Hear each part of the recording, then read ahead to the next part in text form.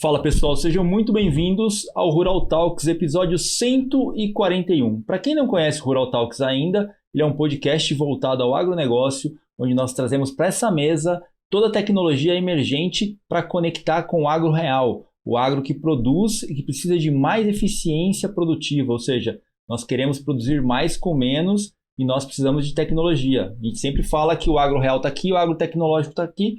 No futuro, tudo vai ser agrotecnológico, por isso que nós trazemos para essa mesa as startups, as grandes corporações que inovam e que empregam essas novas tecnologias para que a gente possa produzir mais.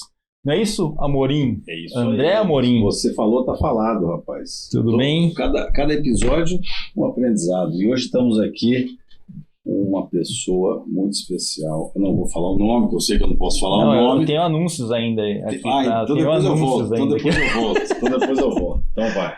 Antes da gente começar aqui, pessoal, a gente tem sempre o Comercial do Bem, que é com o Hospital do Amor, onde a gente conecta aqui uma campanha que é o Agro contra o Câncer. Então vai aparecer um QR Code na tela para que vocês possam doar, possam ajudar essa campanha. É um hospital que trabalha de uma forma muito humanizada, você pode conhecer lá o Hospital do Amor, coloca no Google, você vai saber o quanto que eles trabalham para erradicar o câncer e já tem conseguido fazer grandes avanços na região de Rio Preto, aí São José do Rio Preto. Então, se você tem interesse de doar ou acompanhar esse projeto, o Agro contra o Câncer, vai aparecer um QR Code na tela para que vocês possam ajudar e conhecer o projeto também. Inclusive, a inscrição nossa do Rural Summit, se você quiser fazer a doação da entrada, também está vigente. Exatamente. Falando do Rural Summit, ele acontece no dia 29 de abril, na próxima semana vai acontecer o Rural Summit AgTech Innovation, onde nós reunimos todo o elo de inovação e de produção, de produtividade no lugar único que é Ribeirão Preto, é isso? Califórnia brasileira, né? Como já dizem, né? O Globo Repórter de 1989. É uma terra próspera. É a capital do agronegócio, é isso? É a capital do agronegócio. No final do dia, se você quer participar de um evento que reúne inovação, conexão e produção em um único lugar, Rural Summit AgTech Innovation, não esqueça de participar que você vai agregar muito conhecimento sobre o agronegócio tecnológico. É isso, Amorim? Vamos lá. Hoje estamos com um convidado aqui muito especial, uma pessoa que se tornou um amigo aí de coincidências de vida e para quem não sabe ainda, esse cara é o fundador da Dell aqui no Brasil. Não vou falar o nome dele ainda, vou deixar para você falar. Mas pesada a mesa hoje. Hoje está pesada a mesa. Quem não tem um Dell ainda, terá. Rapaz, eu já fui chamado aqui na China, né? Já fui chamado aqui, ó. Por isso que eu já tô me mexendo. Bom, pessoal, nós estamos aqui com o Diego Puerta, é o presidente da Dell Brasil. Muito obrigado, Diego, por estar aqui com a gente, para poder trocar essa bola sobre tecnologia, sobre como a Dell se relaciona com o agronegócio, que a gente sabe que a Dell está presente em todos os locais, né? Em todas as grandes corporações do Brasil. E é um prazer enorme ter você com a gente aqui hoje. Viu? Imagina, obrigado. O prazer é todo meu. Para mim é uma oportunidade única estar participando aqui. Vocês sabem, eu tive a oportunidade de conversar com vocês, conversei com o Amorim. A gente acredita muito que a tecnologia tem a capacidade de transformar a vida das pessoas, os negócios para melhor. E o agro tem um papel muito importante no contexto da economia brasileira. A gente sabe que é o grande motor da economia. Não sou especialista no agronegócio, mas acompanho, vi o quanto o agro se desenvolveu e se tornou esse marco importante na economia. E uma iniciativa como a de vocês de apoiar o uso da tecnologia para tornar o agro brasileiro ainda mais produtivo é sensacional. Então, para mim é um prazer estar aqui com vocês hoje. Obrigado, Diego. Legal. E para a gente conhecer um pouquinho de quem que é o fundador da Dell, né? Vou nem falar fundador da Dell Brasil, né? Vou mudar, né? Presidente da Dell Brasil, fundador da Dell Brasil. Entender, como a gente tem muitos empreendedores que estão fundando startups que nos escutam, é sempre legal a gente conhecer a trajetória de quem está aqui hoje como fundador, como presidente da Dell, porque a gente sabe que não é só de vitórias, né? Existem vários tombos, né? Então a gente quer conhecer a trajetória sua até aqui. Legal, vamos lá, vamos falar um pouquinho. Acho que assim, primeiro eu não sou o fundador, né? Um grupo que fez parte Sim, legal. do startup, da operação da Dell no Brasil. Eu trabalho na Dell, celebrou no ano passado 25 anos de Brasil, desde o começo. Então fiz parte do startup team, mas a minha grande coincidência, eu comecei a trabalhar com a Dell antes disso. Eu participei do processo de atração da vinda da Dell para o Brasil, mais especificamente para o estado do Rio Grande do Sul. Trabalhava numa consultoria que estava fazendo interface para atrair investimentos para o Estado.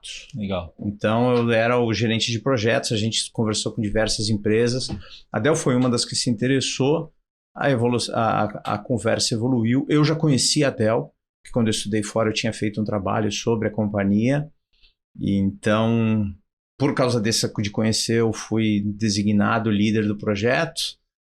1 ano e pouco de negociação, a Dell fechou com o Brasil, eles me convidaram para participar. Então eu fiz parte realmente de todo o processo. Ao longo dessa jornada, né, são mais de 25 anos de companhia, 10 posições diferentes, trabalhando em basicamente todas as principais áreas, cuidando de todos os segmentos de clientes, planejamento, estratégia, serviços, soluções, que me possibilitou ter uma visão holística muito, muito boa da companhia. E facilita muito para desempenhar o papel que eu tenho hoje, né? Que é ser o diretor-geral, o presidente da operação do Brasil. É uma operação que cresceu e cresceu muito. A gente iniciou do zero, foi o último dos grandes players a se instalar no mercado brasileiro.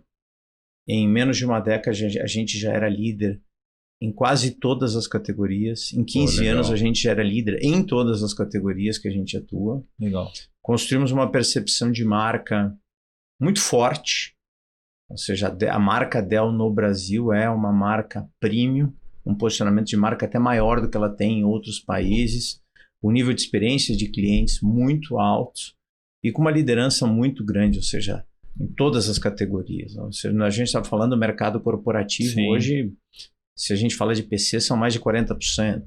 Se a gente fala de servidores, é 50% de market share, armazenamento mais de 30%. Então, uma liderança muito consistente construída ao longo dessa jornada, que teve muito trabalho, muita complexidade, muitos reveses, mas um compromisso muito grande com trazer o melhor da tecnologia para o mercado brasileiro, investindo no longo prazo.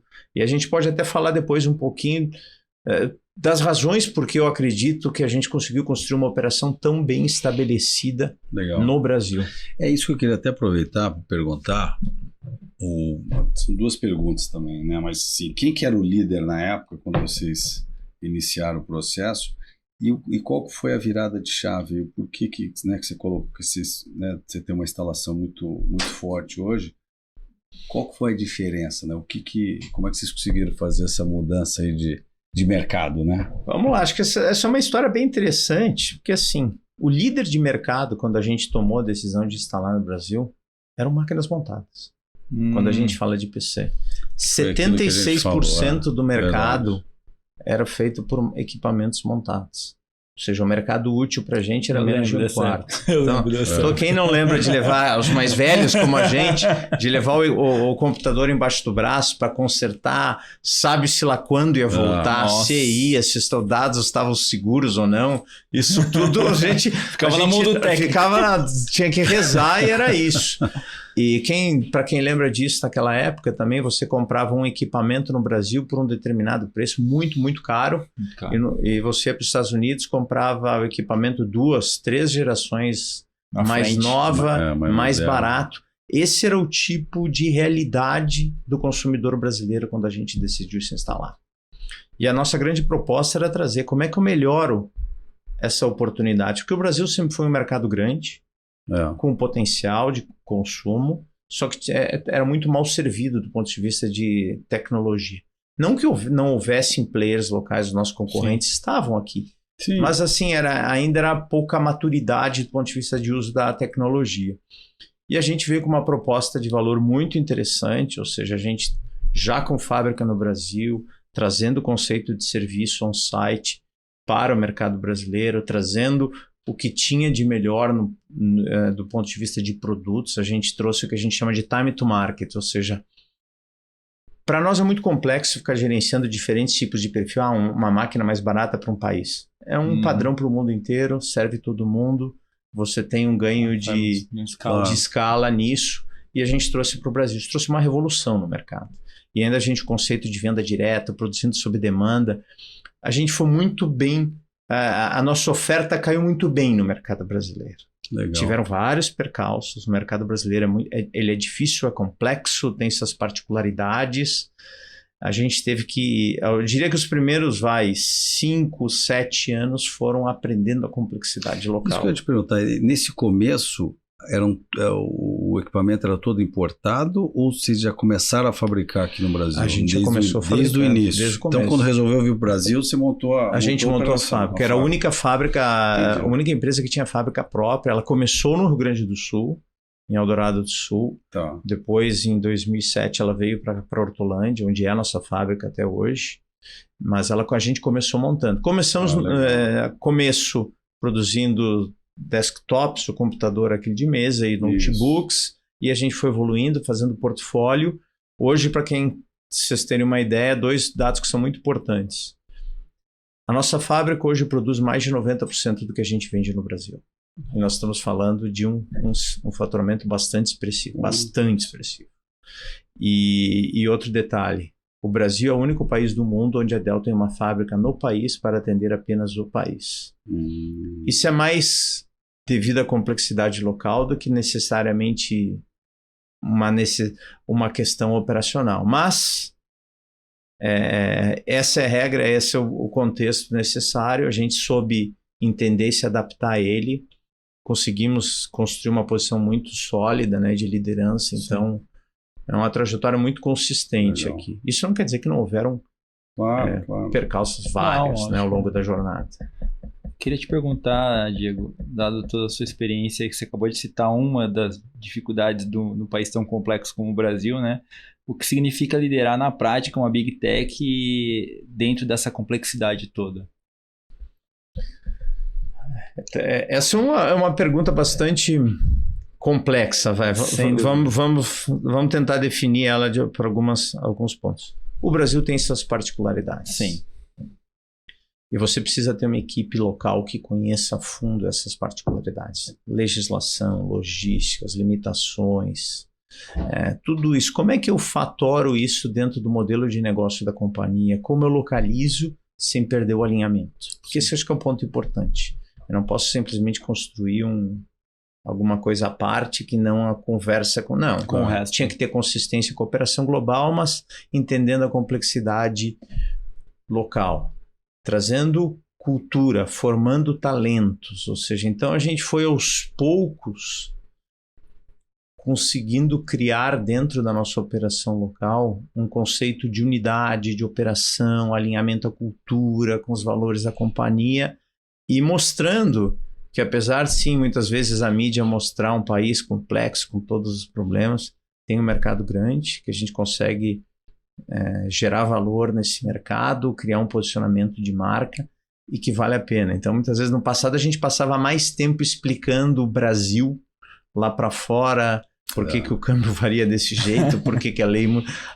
hoje a gente gasta menos tempo porque eles confiam no time que faz a gestão da operação local.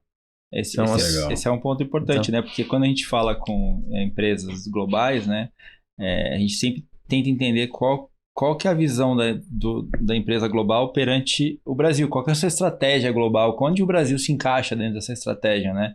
E aqui você comentou que, dada o aculturamento, o posicionamento forte, a Dell enxerga a estratégia global dela, incluindo o Brasil, como um player relevante, é isso? O Brasil é muito bem visto, ou seja, é um dos países onde a percepção de marca é mais alta.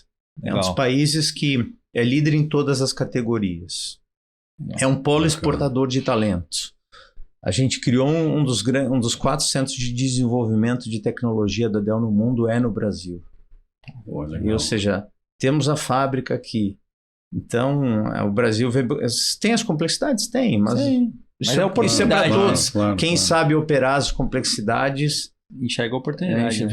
Tem a oportunidade. É o que a gente tem feito. Então, a gente, por causa de muita consistência, isso é um trabalho de décadas. Sim. Tá? Então, assim, eu brinco que a minha vida foi muito facilitada pelo trabalho que os meus antecessores, que eu fazia parte da equipe, fizeram em desmistificar um pouquinho a complexidade de Brasil, de operar. Isso não quer dizer que é simples, que é fácil. Mas é pelo contrário.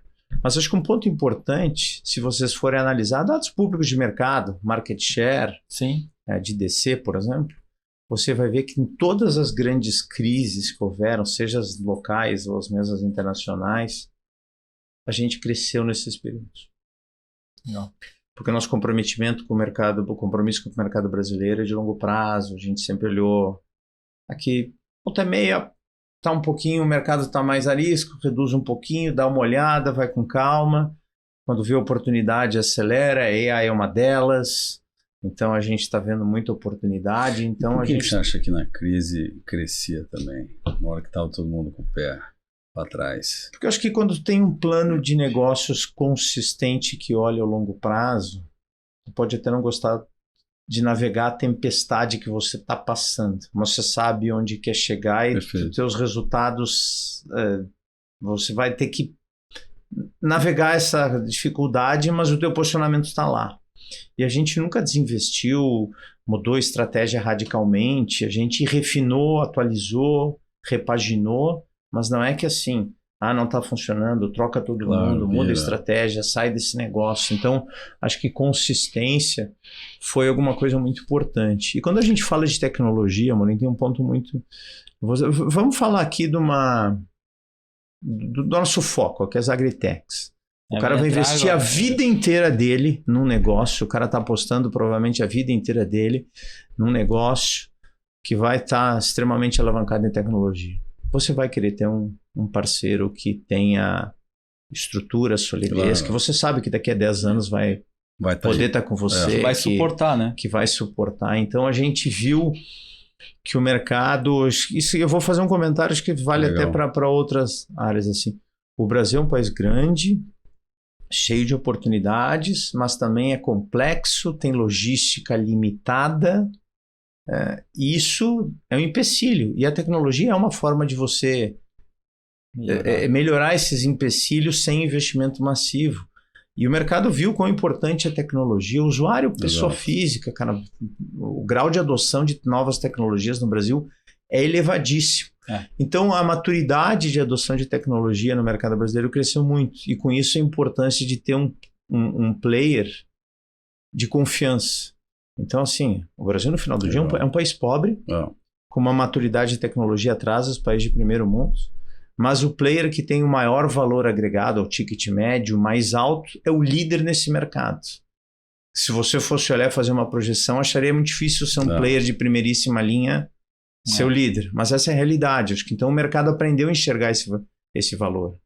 Bacana. E o Brasil tem uma característica de tecnologia às vezes mais difundida do que outros países como os Estados Unidos ou como a Europa, por exemplo. Olhando o Banco Central, pelo PIX, pelo mercado financeiro, e a população está acostumada com isso. Então, isso é você se acostumar com tecnologia de primeira linha. Quando você oferece uma coisa que não tenha esse mesmo embasamento, essa mesma linha, ele vai refugar, né? Por qualquer que seja a classe social dele, né? Você fez um excelente comentário, acho que vale a pena, porque é tão difícil, a gente acaba se menosprezando muitas vezes quando se compara com outros países, mas vamos olhar, até porque esse projeto a gente fez parte. Legal. Meio da Covid, toda aquela loucura que a gente estava vivendo, o governo federal, junto com a Caixa, precisando disponibilizar os recursos, a ajuda para quem precisava. A gente montou junto com eles um programa, ou seja, em questão de horas, o recurso estava na conta dos destinatários. Legal. Com todo o processo. E nos Estados Unidos, semanas para eles receberem os cheques do auxílio. Esse é o tipo de tecnologia que a gente quer fazer. Ou seja, olha quanto isso ajudou aos mais impactados durante a pandemia. Então, isso é um exemplo que a gente tem que se orgulhar de utilização de tecnologia no Brasil, né? A nossa velocidade perante a transação financeira é gigantesca perante os outros países. Até mesmo quando você olha carteira de motorista digital, documentos digitais. Lá fora isso não é acessível ainda, né? Nos Estados Unidos, né? Eu fui para a China em 2018, eu fiquei impressionado.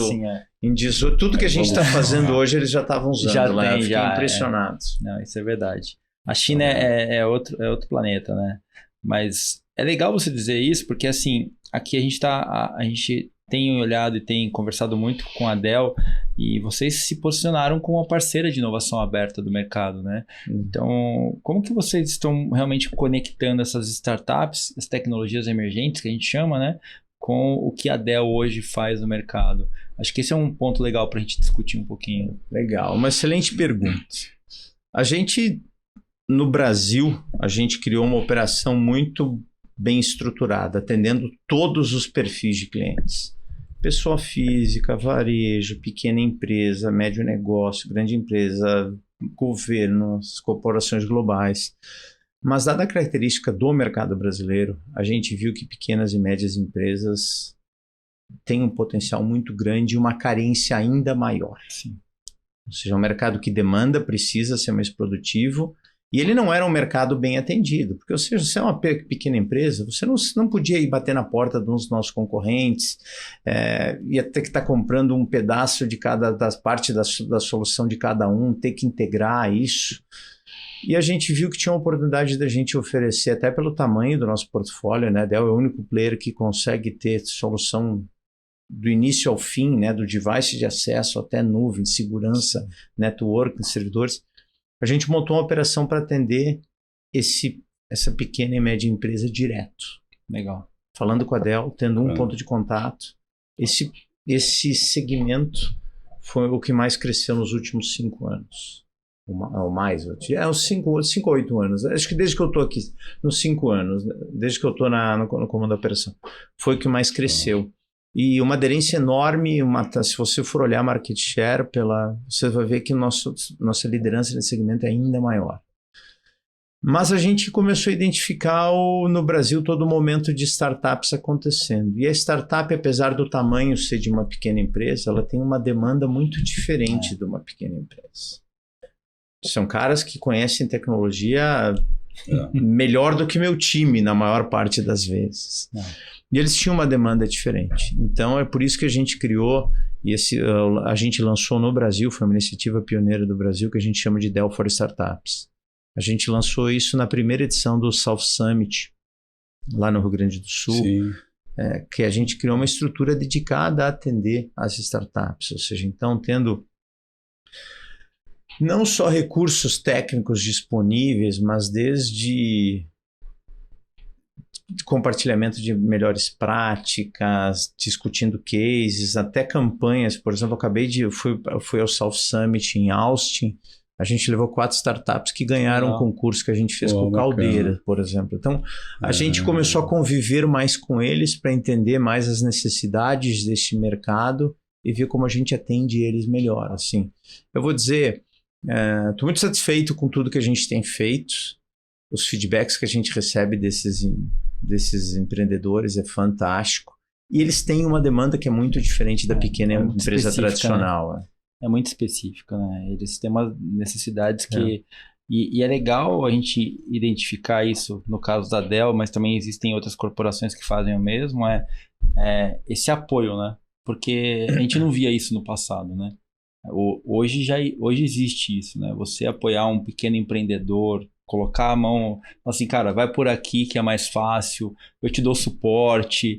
Isso mostra que o ecossistema tá realmente apoiando de uma forma e contribuindo para que aquela empresa dê certo, né? Exato. E isso é muito legal, porque na verdade você está plantando uma semente que é um cara que vai consumir mais seu produto lá na frente porque você apoiou ele no começo, né? Você sabe que é um caso muito interessante. Num evento recente, eu encontrei uma pessoa que ele veio se apresentar para mim. E hoje é um cara muito conhecido no mercado pelo sucesso das 2 empresas que ele lançou. Mas ele falou para mim, nunca conversei contigo, mas eu sou muito grato pela Dell.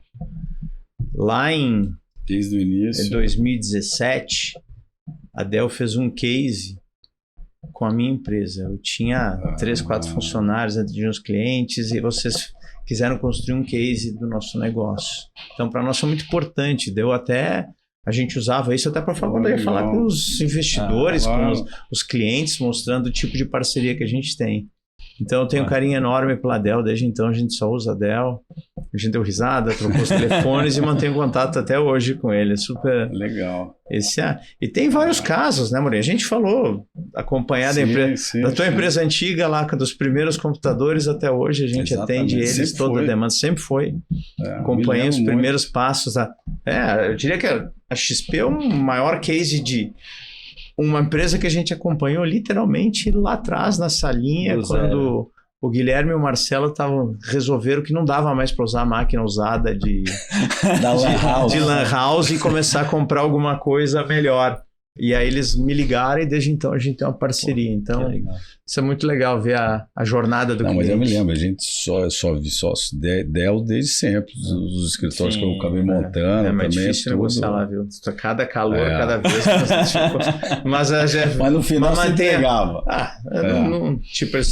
É um cliente que a gente tem muito orgulho de ver a jornada deles. Eu faço questão de estar lá, assim. Legal. Show. Diego, a gente viu recentemente, a Dell tem anunciado algumas iniciativas globais com inteligência artificial, igual todo mundo tem hoje no mundo, está olhando para a inteligência artificial, né? Mas eu fiquei curioso porque é como se fosse uma fábrica de inteligência artificial, né? Para a gente explicar para a turma aqui, né? Como que isso se traduz para o mercado brasileiro? Eu sei que já tem lá fora alguns cases, mas como que Brasil também. No Brasil também? No Brasil também. Legal. É que o case que eu recebi foi um case lá de fora, mas como que funciona aqui no mercado brasileiro quando a fábrica de inteligência artificial da Dell entra em jogo para atender um cliente? Vamos lá, eu quero falar um pouquinho de inteligência artificial. Eu não sei exatamente qual é o grau de conhecimento do público, mas eu queria só desmistificar alguns pontos. Né? Então, primeiro, inteligência artificial não é algo novo. Não. Ela existem há algumas décadas. Sim. O que é novo nisso com o surgimento dos Large Language Models? Né? Ela se tornou acessível para pessoas comuns. Não, antes você precisava ter cientista de dados para conseguir extrair valor das informações e da AI. Hoje, qualquer um de nós consegue. Então, isso conseguiu mostrar para todos o potencial que AI sempre teve, mas poucos conseguiam ver. Tá? Então, acho que esse é um ponto muito importante. Tava uma molinha comprimida ali. E aí, ou seja, na hora que se tornou acessível, as pessoas, nossa, dá para fazer tudo isso. Quase sempre deu. Mas o problema é que antes precisava ter uma estrutura sofisticada, cara, com especialistas, e hoje ela se tornou muito mais acessível. Mas no final do dia, a inteligência artificial depende de uma grande coisa: dados. Sim. Se o dado é ruim, por mais que melhor que seja o modelo que você montou, o resultado vai ser ruim. E a gente é líder no mercado de gerenciamento, armazenamento, proteção de dados há algumas décadas. Legal. Desde a gente adquiriu a MC, que era grande líder. Então, assim, lidar com dados não é algo novo para a Dell.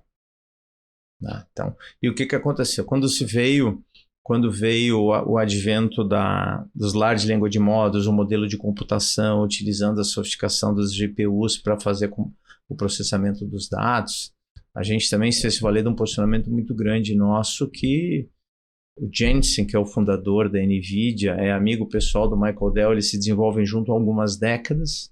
Quando eles enxergaram isso, eu disse, olha, eu tenho os dados, você desenvolveu os processadores para processar isso, como é que nós vamos fazer para facilitar a vida de quem quer implementar uma solução? Porque hoje, quando a gente fala, e eu com líderes, decisores, é muito difícil para eles têm que entender o que é AI, eles têm que pensar em como isso vai impactar o seu negócio e ainda como é que eu implemento. Vou colocar na nuvem, vai ser on-premise, o que eu faço com os dados? Mas eu vou jogar num ambiente aberto todos os dados que são o segredo da minha empresa. Tinham muitas dúvidas no ar. Então, qual é o grande conceito da fábrica de AI? é uma solução, é uma arquitetura pré-concebida, onde você tem todo o hardware, todo o software, você simplesmente vai plugar o modelo que você quer, se você quer o Llama, se você quer fazer um link com o ChatGPT, se você vai na nuvem, você vai ter um modelo pré-concebido que você só pluga a solução que você definir. E você vai ter a sua operação rodando de forma segura, autônoma e num custo muito, muito eficiente. E a gente lançou isso com esse objetivo, porque o que a gente quer? A gente quer que a startup, ou mesmo assim, a gente vai estar vendo grandes produtores tendo soluções de app, porque as aplicações, que eles não se preocupem onde estão os nesses dias dados. Eles têm que se preocupar no que é o mais importante, que é qual é o caso de negócio que faz mais sentido para mim. E aí a gente pluga isso dentro da nossa solução. Então o conceito de AI Factory é uma infraestrutura simplificada. Porque se você fosse ao mercado e comprar um, outro e conectar especialistas, cara, vai sair, tá pronto, integrado, funciona, você joga a sua solução ali e tá rodando. Então o modelo foi muito bem recebido, já tem cases no Brasil, sim. Legal. Já tem case rodando. É que o ponto de inteligência artificial é que isso é tão importante para o negócio que muitos dos clientes preferem manter sigilo disso e não divulgar do que eu estou fazendo. Porque isso vai dar uma vantagem tão grande para quem Aí é uma vantagem competitiva gigante, né? Para quem tem a informação, para quem tem os dados, que nem você comentou, que eu acho que é super importante, os dados bem acurados, bem padronizados, organizados, isso gera uma eficiência competitiva muito grande, né? E o que a gente tem feito, a gente vai muito além disso, só isso. A gente tem feito assessments com os nossos clientes para entender, bom, tá aqui, tem 500 oportunidades. Qual que eu vou escolher? O que faz mais sentido para o meu negócio? O que vai gerar valor? E aí a gente tem feito assessments de como tomar essa decisão aqui, porque eu diria que o maior case que a gente tem é a própria Dell. A gente está fazendo uma transformação gigantesca na empresa alavancada em AI. Sim, sem dúvida. Todo mundo está fazendo. Todo mundo que está olhando para isso está tentando fazer. Todo mundo está querendo fazer, tá? Então, tentando, assim.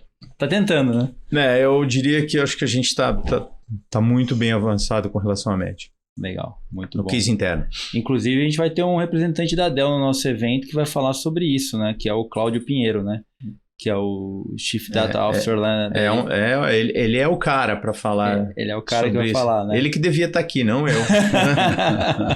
Não, mas a gente vai falar com ele no evento e foi legal trocar essa ideia com ele para pegar esses insights do que é realmente a fábrica de inteligência artificial, porque é um conceito que a gente nunca tinha escutado e aí foi bom que você explicou pra gente. Porque o grande objetivo é desmistificar, porque parece, imagina, vou montar uma solução de AI, cara, imagina infraestrutura, o cara vai achar que, meu Deus, né?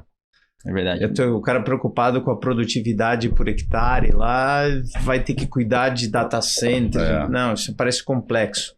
Vou terceirizar e vai acabar pagando caro e fica preso a alguém. E eu acho que o mais importante aqui, acho que um outro dado que é bem interessante aqui, que é um recado para a turma do agro, inclusive aqui. Porque a gente tem um conceito que a gente chama que isso é gravidade dos dados. Porque a solução de AI tem que estar onde o dado está. Sim. Senão você perde tempo com latência, segurança, proteção, ou seja... E o agro gera dado aonde? Na ponta, no campo. Sim. Então, para isso é ainda mais importante você ter esse conceito. Porque apesar do conceito de nome de fábrica, esse negócio, parece que tu imaginar um negócio gigante, é uma operação que pode ser relativamente simples, pequena, rodando em uma máquina, mas perto dos dados. Então, o agro vai ver muito disso, tá? Então, a gente acredita que a maior parte dos dados, tem aqueles estudos que mostram que até 80% dos dados, mais de 80% dos dados vão ser gerados na ponta. E o agro, eu diria que é mais ainda do que isso, né? E a solução rodando perto disso. Então, acho que é uma coisa que tem que ficar muito... Para o agro é uma mensagem bem importante, tá? Sem dúvida, porque a gente tem enfrentado esse desafio que é os hardwares conectados, gerando esses dados em qualidade para que a gente possa tomar essas decisões. E aí a gente tem um problema que é a qualidade da internet dedicada dentro das fazendas para conectar esses hardwares e coletar essas informações, para levar essas informações com qualidade, para que a AI possa tomar decisão baseada nessas informações. Mas aí tem latência, performance, tem segurança, que eu acho assim... Por isso que esse painel tá pegando todo mundo, né? De ponta a ponta. Que é exatamente para falar sobre isso. Porque a questão de segurança, pessoal, assim... No final do dia, você vai ter dados muito sensíveis da companhia rodando para ter a experiência do cliente. Você não quer que ele rode em qualquer lugar. Claro. Sim, não, esse é super importante. Esse é o lance. Eu acho que esse é o fator que faz com que a inteligência artificial ela vai ser adotada em larga escala, mas ainda no agro a gente precisa ter essa conectividade, essa qualidade, essa acurácia das informações que estão sendo entregues para ver se realmente tem esse valor que vai gerar essa tomada de decisão da forma que a gente espera. Eu acho que... E tem um outro ponto que a gente olha muito no mercado agronegócio, né, que as soluções estão fragmentadas. Elas precisam ser conectadas. E você sabe quanto é difícil você conectar diversos hardwares, diversos softwares para gerar esse dado de uma forma estruturada e organizada para que a gente possa tomar decisão. Então a gente está exatamente nesse momento hoje do agronegócio. Mas é exatamente aí que a gente pode ajudar, ou seja, porque os dados não estruturados, você juntar eles num data lake da vida para poder gerar os insumos que vão ajudar a tomada de decisão, é a nossa expertise. Exatamente isso. E eles podem estar dispersos, eles podem estar... Mas o importante é entender como é que é a arquitetura correta para atender a necessidade de cada cliente. Muito bom, muito bom. Esse é o desafio, hein? É um desafio. É um desafio que a gente tem hoje, tanto da parte da conectividade, já é uma a gente tem visto avanços. Todo mundo reclama, né? Poxa, hoje apareceu um empreendedor aqui que vai me vender a solução faraônica. Aí outro dia outro cara. Então, assim, fica muito fragmentado. E é um questionamento deles também, né? Assim, poxa, como é que a gente facilita esse negócio? Porque eu não posso ter, 50 empresas aqui dentro. Então ele quer facilitar isso dentro de um ambiente só. Então esse é o caminho, que é uma dor nossa, que é um desafio nosso que a gente vem tentando aí. A gente está acho que isso é um ponto importante, assim, toda vez que a gente vai desenhar uma solução, tem algumas premissas. Ela tem que ser aberta. Eu não vou desenvolver uma solução fechada que ninguém pluga, que não dá, que é uma caixa preta que é meu concorrente. Ela tem que ser escalável. Isso. Então, ou seja, ela tem que crescer com o tamanho do negócio. E ela precisa ser cost efficient, porque sem isso eu vou botar nosso cliente. Então, esses são os princípios de desenho das soluções. Isso pautou a Dell desde o começo e até hoje, quando a gente fez o conceito de AI Factory. Essas são as premissas. Se for analisar com soluções similares na concorrência, seja no modelo tradicional ou em nuvem, você vai ver diferenças bastante importantes aqui com relação à nossa oferta. Muito bom. Deixa eu te perguntar uma coisa, Diego. Assim, na sua visão, que você tem uma visão ampla do mercado de tecnologia, tirando a inteligência artificial, o que pode vir de tecnologia emergente que faça gerar mais impacto, mais eficiência produtiva ou mais eficiência para o mercado em geral? Eu acho que é uma convergência de várias tecnologias. Aqui o que a gente chama de edge computing, a computação de borda, né? Ou seja, a conectividade é outra. Eu acho que o 5G, a gente não explorou os benefícios do 5G ainda, ou mesmo a conectividade via satélite, que para o agro brasileiro também acho que tem muita coisa. Quando a gente junta tudo isso, acho que tem elementos importantes suficientes para garantir bastante inovação no agro. Eu acho que o edge, a computação... Porque hoje tudo é um sensor. Esse nosso relógio, a colheitadeira de hoje tem 20 vezes mais sensores do que tinha o ônibus espacial. Então, assim, isso tudo está gerando dado. A pergunta é como é que eu conecto esses dados todos, integro, para que eles a gente torne melhores decisões no todo, usando esse monte de dados. Esse é o grande conceito de edge, e que vai se alavancar em cima de AI, que vai usar a conectividade para a gente ter... Então é uma tríade, na verdade, né? A inteligência artificial, o edge computing e a própria conexão, né? Exato, e a gente vai ver novos modelos de processamento, ou seja, acho que a única certeza que a gente tem é que o modelo de AI que a gente está usando hoje vai ser ultrapassado, ele vai estar melhorando, então... Sem dúvida. Então, acho que a gente tem muita coisa. Eu diria que quem conseguir explorar bem essas tecnologias usando o potencial que o Brasil tem no agro, acho que vai ser uma startup interessante aí para... É verdade. E a gente está caminhando para o final já, viu, Diego? Mas assim, eu queria que, com toda a sua bagagem, e você comentou de cultura no começo do episódio, né? Com uma cultura forte, né? Que conselho que você daria para os líderes que estão montando startups, que estão precisando ter uma bagagem para transformar essas empresas? Que a gente sabe que cultura ela é uma das grandes fatores de transformação. O que você poderia dizer para esses empreendedores que estão começando na trajetória deles agora? Legal. Vamos lá. Acho que assim, uma das coisas que eu costumo fazer para tentar me oxigenar, ver perspectivas diferentes, é escutar grandes líderes, grandes empresários. Eu tenho alguns podcasts que eu sigo para tentar entender um pouquinho. Compartilha com a gente depois. Tem um que para mim é chamar Acquired. Para mim é espetacular o Acquired. Tem alguns outros ali também, mas o Acquired para mim é o que melhor faz. E você escuta os grandes líderes e você vê assim, primeiro, eles têm um propósito muito claro. E os líderes que fizeram as empresas mais bem-sucedidas que eu conheço, o propósito deles vai muito além daquele produto em si, daquele, assim, de transformar, de fazer. Num primeiro momento pode ser um maluco. Como sempre. Como sempre, mas depois, tipo, quem escuta a história do Michael Dell, com 19 anos, pensando que ele ia concorrer com a IBM, que era a empresa mais valiosa do mundo naquela época, fazendo PCs. Exato. E 25 anos depois, ele era maior que a IBM. Ou 3 anos depois, ele já estava... Não, 4 anos depois, ele já estava abrindo capital e já era...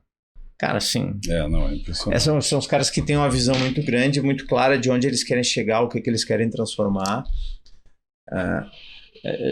Eu tenho escutado uma frase que faz muito sentido, que eu não sei se colabora para o que você está falando, mas assim... os grandes líderes distorcem a realidade. E eles conseguem fazer o que eles acreditam, né? Isso é muito legal. Eu escutei essa falar sobre um cara específico, que deve ser eu escutei sobre o Elon Musk, alguém fez esse comentário. Mas então, ou seja, eles acreditam, eles sabem comunicar bem isso para os team members e principalmente tem uma curiosidade muito grande, ou seja, porque a única certeza que a gente tem nessas jornadas, assim, tipo, startup, eu nunca participei de uma startup, mas fiz startup de uma grande operação. A gente vai errar e vai errar bastante, então tem que aprender com os erros, corrigir, é rápido. Sem um time bom, coeso, você não consegue andar. E numa startup, ou seja, eu vejo que eu acompanho muitos empreendedores, chega um momento que só o líder ele não consegue sozinho propagar a cultura, ideias, porque a empresa cresceu, ficou complexa. Quem faz isso? É a cultura. E a cultura são exemplos, a liderança, a cultura que ajuda a propagar. Então, não pode ficar só dependente, então tem que formar pessoas, ter um bom time que consiga fazer isso. Então, conseguir atrair talento, né? Isso que é... Exato. E, ou seja, até talentos que acreditem alinhado, né, no compromisso, é isso. Na jornada. Eu acho muito legal quando vai ver, assim, tipo, falei com alguns founders de startup, os caras, aquele pitch apaixonado pelo que ele vai transformar. Pô, isso é muito legal de ver a turma acreditando no potencial da tecnologia. E não é aquele pitch vendedor para tentar atrair investidores, sim, porque ele realmente acredita na tecnologia. E já tem resultado, e tem resultado na ponta também, né? Exato. Você acompanha isso. Pô, é muito legal isso. Muito bom, muito bom. Diego, para finalizar aqui, um livro que você indica para a gente poder, já indicou um podcast, mas um livro para a gente poder apreciar aqui, poder coletar um pouquinho das suas impressões aí do mundo. Vamos lá, um livro bem interessante, não é meu favorito, mas é um livro bem recente que eu li agora, que chama Cointelligence, do Malik. Ethan Malik. Eu assisti ele recentemente num evento de liderança da Dell. Sim, recentemente. E o que tá todo mundo falando de inteligência artificial, as pessoas preocupadas com regulação, com o impacto que vai ter, que não vai ter, se vai perder emprego, se não vai, mas as pessoas não sequer sabem como é que usa no seu dia a dia. Então o Cointelligence chama assim, Back to the Basics. Vamos entender como eu uso, como eu me beneficio dessa ferramenta. Se eu não gostar, ficar revoltado, o mundo vai continuar indo para aquela direção. Então, deixa eu entender como é que isso faz para o meu dia a dia, depois como é que isso para o meu trabalho, para a minha função, depois para a minha empresa e como eu consigo impactar. Então, o Ethan dá uma série de dicas. Eu fiz até um post no meu LinkedIn sobre esse livro. Legal. É um livro que eu li em 3 dias. Porque me chamou muito a atenção de como é que eu uso a tecnologia assim. E dicas muito simples, básicas, mas que qualquer pessoa, e não precisa ter na minha posição, pode ser um estudante, ele vai conseguir aplicar e ter benefícios para ele. Então, o livro do Ethan Malik seria a minha sugestão do momento. Tem vários outros que marcaram mais, mas acho que a do momento, pro tema que a gente está falando... Ele fala assim, vivendo e trabalhando com inteligência artificial, né? Muito bom. Bring AI to the table é uma das coisas que ele... For every discussion. Ou seja... Muito bom. Guarda ela aí depois pra gente. Já anotei, já anotei. E para a gente deixar um recado também para as startups, que tem o Dell para startups, para elas poderem participar, né? Eu acho que faz sentido para eles poderem se integrarem a esse ecossistema de vocês, né? Exato, cadastra lá, tem no Dell.com, né? Você consegue fazer o cadastro. Eu mando o link lá para eles. Interage com a turma, vai ser um prazer ajudar esses empreendedores a realizar seus sonhos, usando a tecnologia para transformar a vida das pessoas para melhor. Então é isso que a gente acredita e é isso que a gente faz todos os dias. Baita propósito. Legal. Show. Diego, obrigado por estar aqui com a gente, por contar a sua história, por contar a história da criação da Dell no Brasil, por ter esse entendimento que a Dell também começou como se fosse uma startup no Brasil, né? Validando tudo. Isso é fundamental a gente passar para eles que nada começa grande, né? Tudo vai se criando, né? Foi um prazer falar contigo, Del. Diego, né? Diego, muito obrigado por participar com a gente do Rural Talks, viu? Obrigado. Prazer é meu. Obrigado. Valeu. Valeu. Para você que está nos escutando, fica o recado. Não esqueçam de seguir a gente no Instagram, rural.com.vc, e também no YouTube, Rural Talks, para também acompanhar as outras entrevistas que aconteceram aqui e essa do Diego, da Dell, que trouxe para a gente aqui a importância da tecnologia e que a tecnologia ela é transitória, ela é passageira, como a gente sempre fala aqui. O importante é o benefício final, o propósito da empresa para entregar uma solução ou um benefício para o usuário final, para o cliente, que é vocês. Obrigado, gente. Valeu, até a próxima. Abração.